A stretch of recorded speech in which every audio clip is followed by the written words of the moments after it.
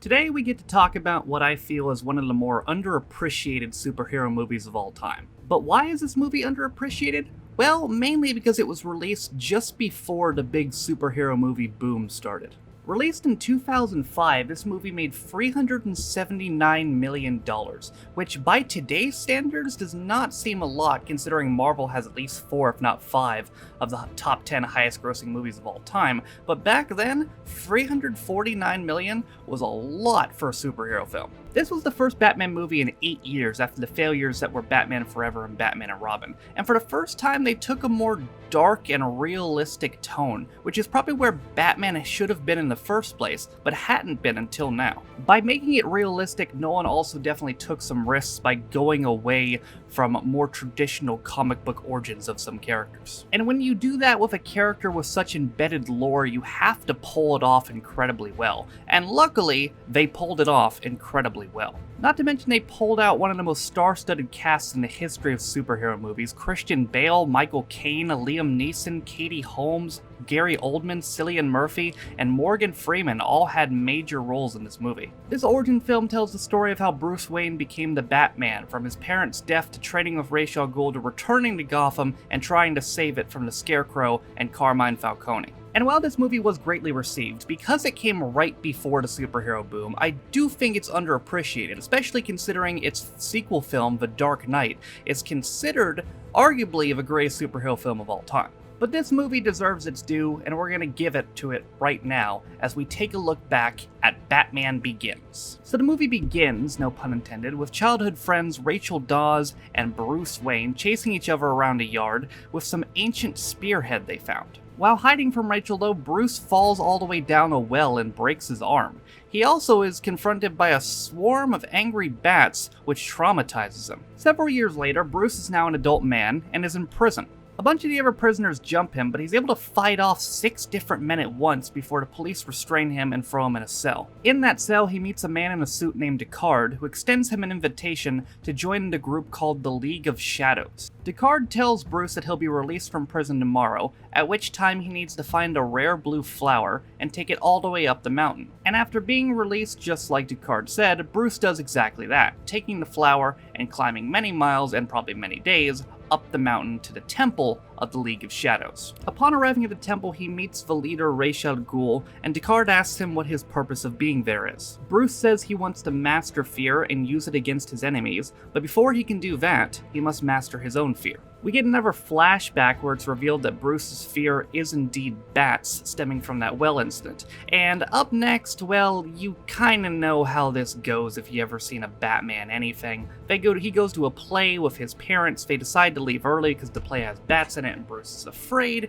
and then his parents get killed by a mugger named Joe Chill, and Bruce is now an orphan. Back in present day, Bruce goes through long, extensive training in an attempt to become a member of the League of Shadows. One night after training, Deckard probes him on his past and asks him why he never took revenge for his parents' death. This of course prompts another flashback where Bruce returns to Gotham from college with the intent of killing Joe Chill, who's about to be released from prison. Chill is being released because he dished some info on Carmine Falcone out of prison, the famous mob boss who controls most of the city.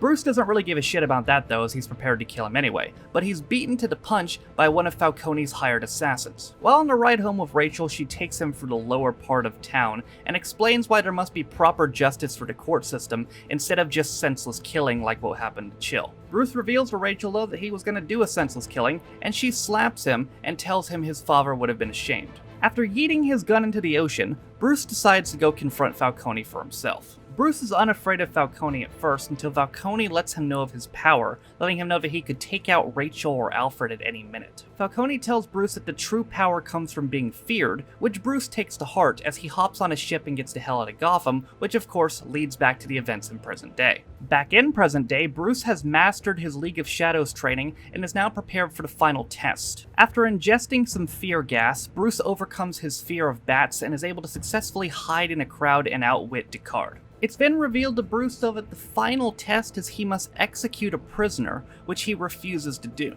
Ra's al Ghul also informs Bruce that his plan would be to send Bruce to Gotham to cleanse the city of its criminals. Bruce almost changes his mind, but instead decides to set the entire temple on fire, because that's a logical next step. As the entire temple burns, Bruce fights it out for Ra's al Ghul, who gets killed by a falling burning wood plank.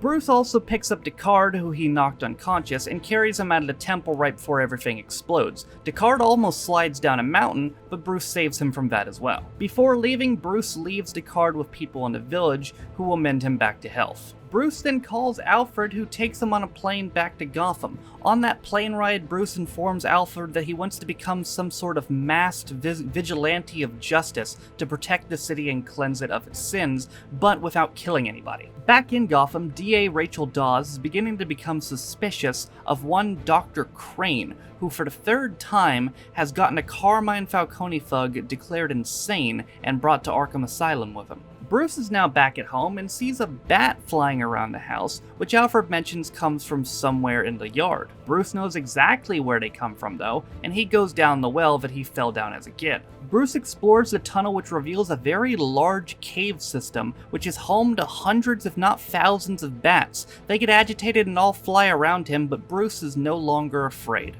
Meanwhile, at the Legion of Doom, it's revealed that Crane is indeed working with Falcone, and Crane's boss, whoever that might be, is beginning to become impatient. Meanwhile, Bruce decides to return to his company, Wayne Enterprises, who is now being led and taken public by Chairman William Earl. Bruce tells Earl he's not going to interfere with the company and instead asks for a job. He goes down to the Applied Scientists Department and meets with Lucius Fox, who was sent down there by Earl to stop him from interfering with the board, of which he used to be a member. Fox shows Bruce a number of different things that will end up being the Batman gear, which Bruce is asked to take to go cave spelunking, which technically wasn't a lie. Bruce sizes up the cave and begins to work with Alfred on future plans for the Batman suit. We then get introduced to Jim Gordon, one of the few not corrupt police officers in Gotham. That night at the police office, Bruce breaks in and confronts Gordon on information on how to take down Carmine Falcone. Gordon and a couple other cops give chase to Bruce, who's able to dive across a rooftop and barely escape. Next day, Bruce meets with Fox, who introduces him to some special fabric which he can use as bat wings. Fox also lets him test drive some giant tank, which will soon become the Batmobile. In another part of Gotham, Gordon's corrupt partner Arnold meets with Carmine Falcone, who asks him to oversee a shipment that's coming in. Arnold also offers to take Falcone up on a hit that's been placed on DA Rachel Dawes. Back in the Batcave, Bruce and Alfred begin making final preparations of the suit. When Alfred asks him why the symbol of a bat, Bruce responds, "Because I'm afraid of it, and I want other people to be afraid of it too." Sounds like a good enough reason to me. Later that night, Falcone and Arnold are overseeing their new shipment coming in, and for the first time we get to see Batman in action, as he interferes and takes out all of Falcone's thugs. Arnold gets away, but Falcone is not so lucky, as Batman is able to capture and incapacitate him. Batman's night is not done though, as he also saves Rachel from a possible assassination attempt. Looks like Batman's also served Falcone up on a silver platter to the police department, as he's tied him to his brand new bat signal. The police commissioner does not seem to be a fan of the Batman though, and orders a hit out on him. More bad news too, as it seems like some sort of giant weapon that Wayne Enterprises ordered that apparently destroys water supplies or something has been stolen. Bruce also realizes he needs some sort of charade to keep up the double life he's living, and decides to pose as a playboy billionaire. Well, I mean, he is a billionaire, but he's not a playboy, but he is now. After swimming with some women, Bruce meets Rachel at a hotel, who tells him that he's changed and just kinda hurts his feelings. Dr. Crane, meanwhile, meets with Falcone in prison, who's trying to get himself declared insane after slitting his own wrists. Crane decides to make Falcone actually insane though, as he puts on his mask, revealing himself as the Scarecrow, and sprays Falcone with fear gas. Meanwhile, Batman confronts Gordon nicely, and his partner not so nicely, in order to try to get information on Falcone's shippings. Looks like Rachel's DA partner had the same idea too. He goes to the shipping yard and unlocks Falcone's crate to reveal the weapon inside before he's shot down by the same cops who brought him there. Batman meanwhile traces Falcone's shippings to an apartment. He's not the only one looking for it though, as Crane and two men arrive to burn the place down. Batman takes the thugs out, but he's incapacitated by Scarecrow and the fear gas, who lights him on fire and has him fall out a window.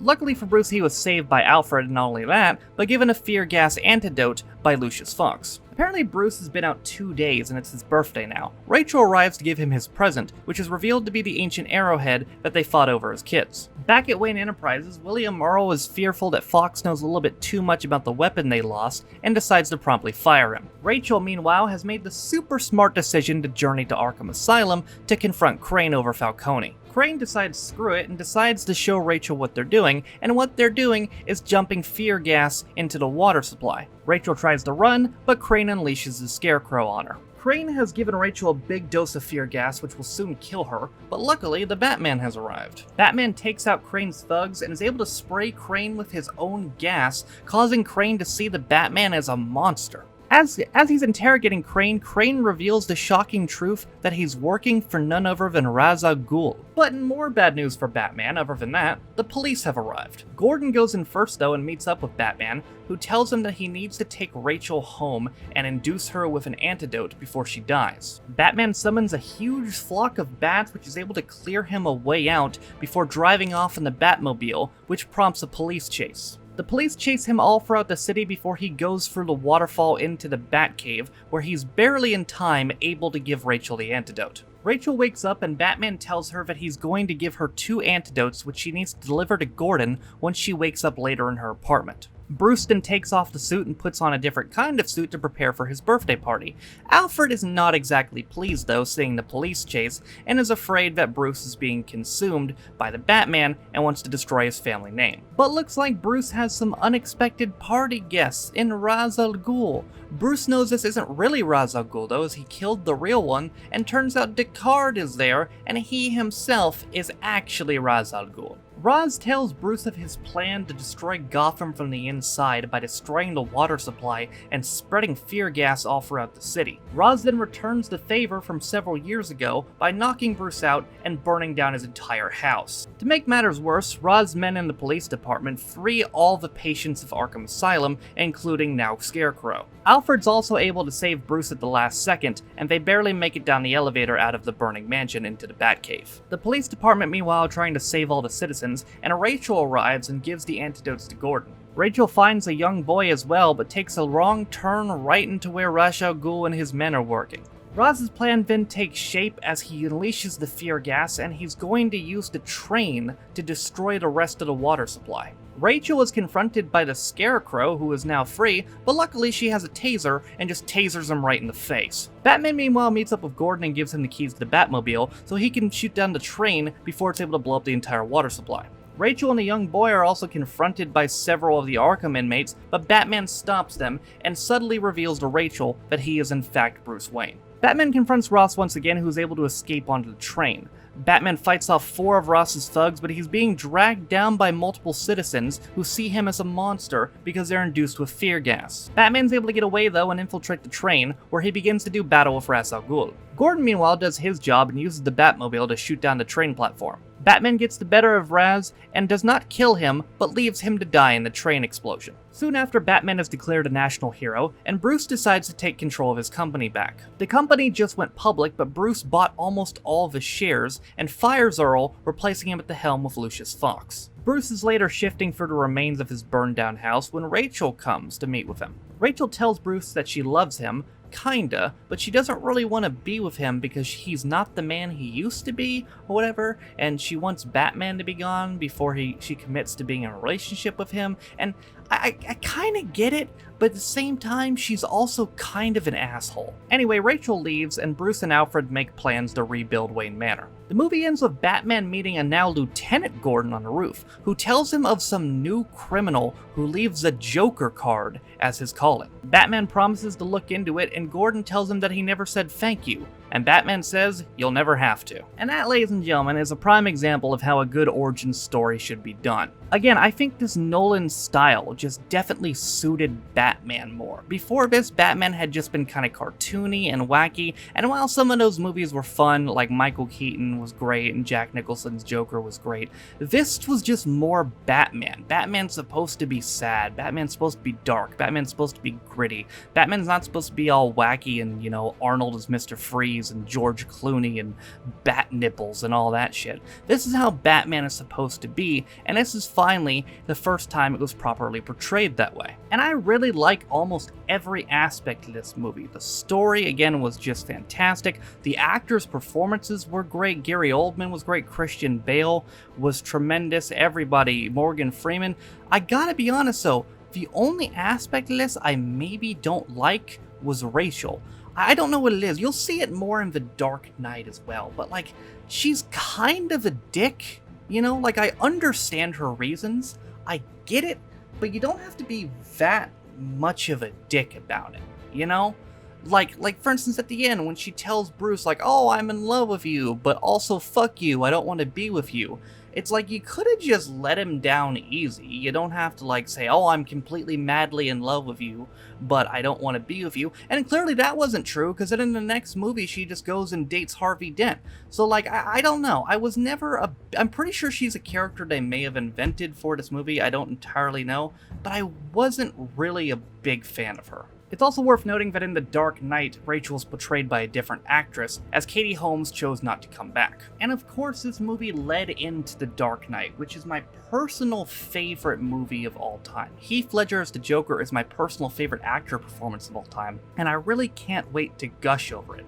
It's gonna be a little bit until we talk about it, but I honestly can't wait for it. But ladies and gentlemen, in conclusion, I don't have much bad to say about this movie. It was a tremendous origin story. It's what Batman should have been all along. It's one of the greatest, and again, one of the most underappreciated superhero movies of all time, and I don't think you should skip this and just go to The Dark Knight. Don't get me wrong, The Dark Knight is tremendous, but this movie is well worth watching, even if you know Batman's origin stories. It's funny because this week we're taking a look at one of the best superhero movies ever made, and next week we're taking a look back at one of the worst movies ever made, period, as we take a look back, per the channel points request of Quaid, of Birdemic, Shock and Terror. But that is for next week. For now, thank you guys for watching my Dark Knight look back at Batman Begins. Go see the movie if you haven't. Trust me, it is worth it. Thank you guys so much for watching. If you liked it, be sure to like it. If you didn't like it, don't. Thank you to all 43 of my patrons currently listed in the description for your constant support of me and my channel. All my other links are in the description as well. With all that being said, though, my name is Taffordstein. This has been my look back at Batman Begins, and I'll see you guys next time. Bye.